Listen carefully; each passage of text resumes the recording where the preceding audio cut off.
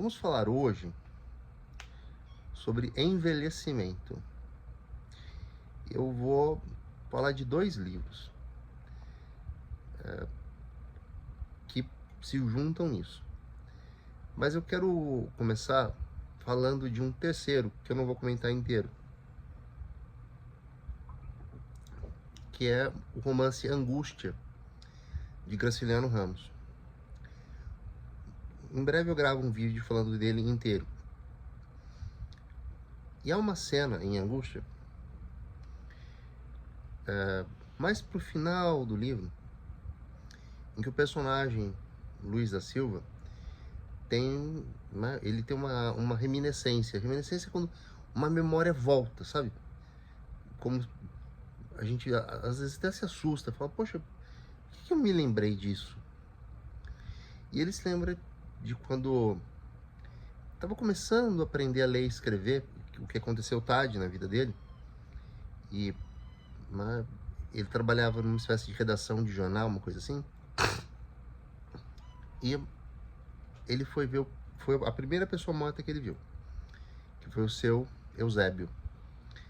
O seu Eusébio era um homem muito respeitado, era um lavrador. Tinha sua terrinha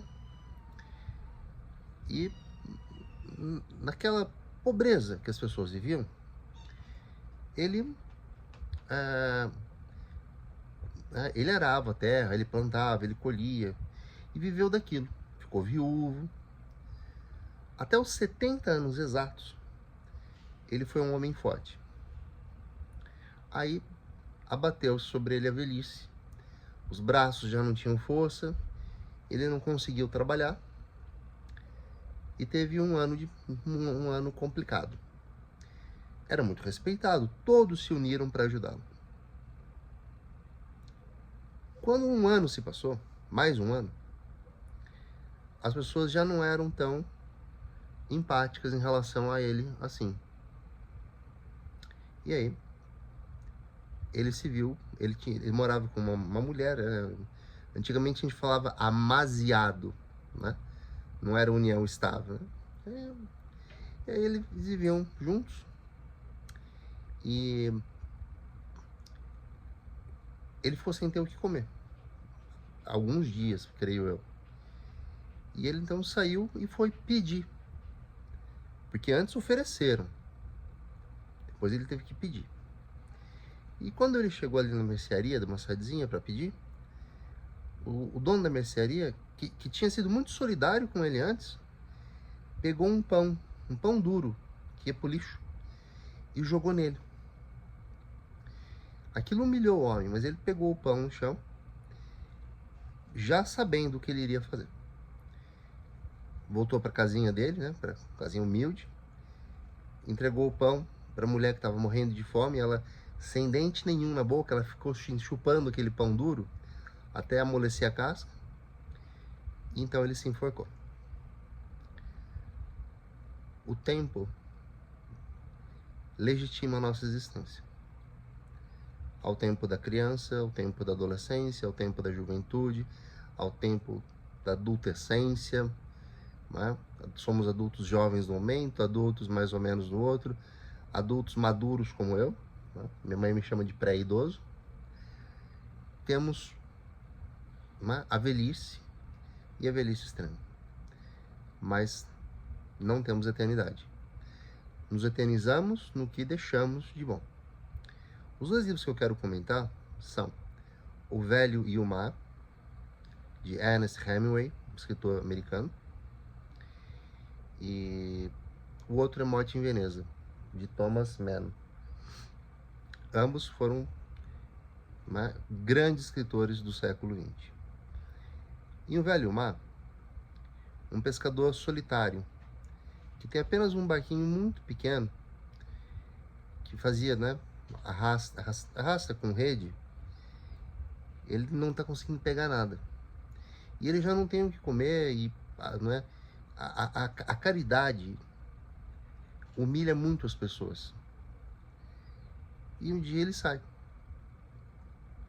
para pescar, e o narrador é muito habilidoso em dar umas alfinetadas no leitor, sugerindo que talvez ele tenha saído para não voltar mais mesmo. Porque ele é um homem do mar. Passou mais tempo da vida dele naquele barquinho do que passou em terra com as pessoas. Agora que ele é velho, ninguém o chama mais para fazer para um barco maior, para pescar junto, porque um velho é lento, porque um velho, né, atrapalha o jovem. No fundo, é isso.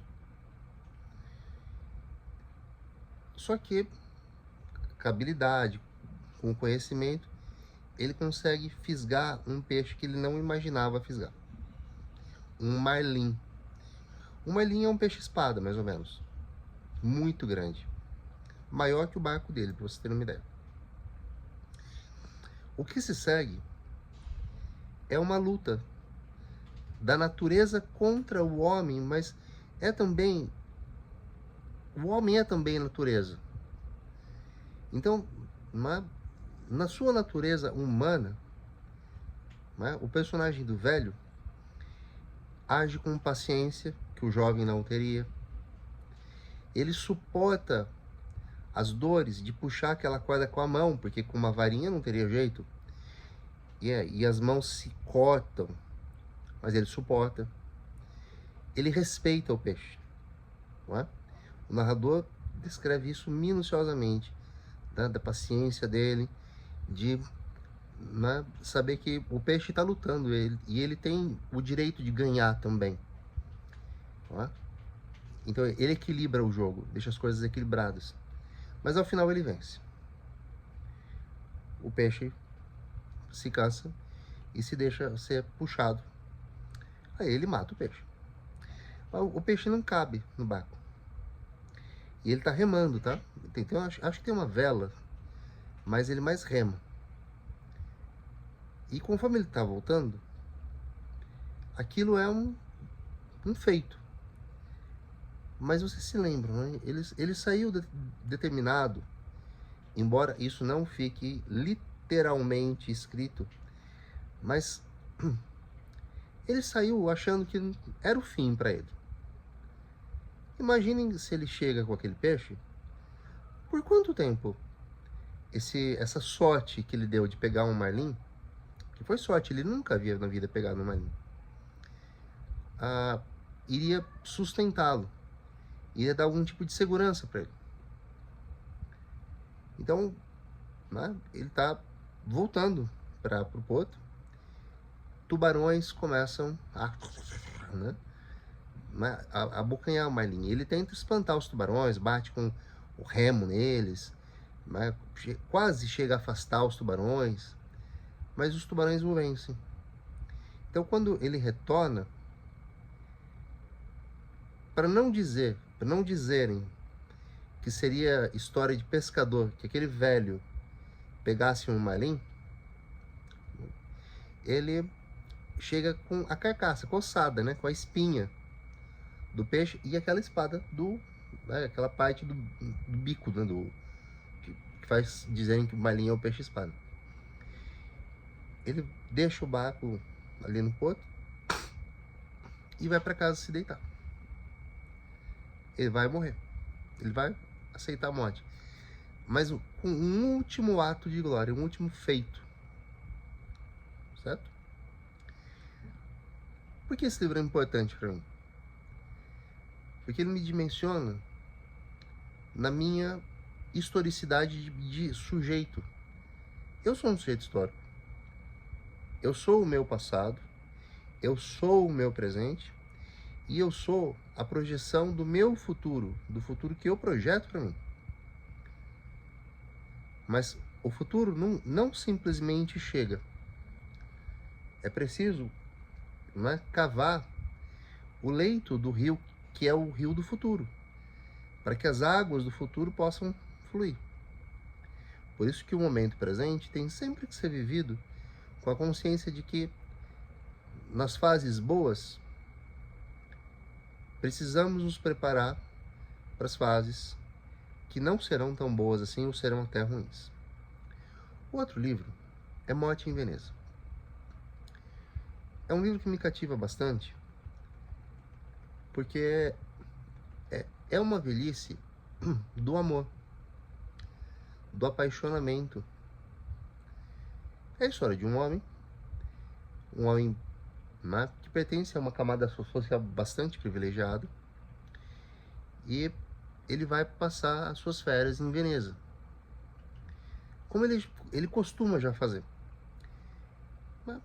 Então ele fica olhando o mar, ele é um homem velho, então ele está sempre muito, né, distintamente vestido, e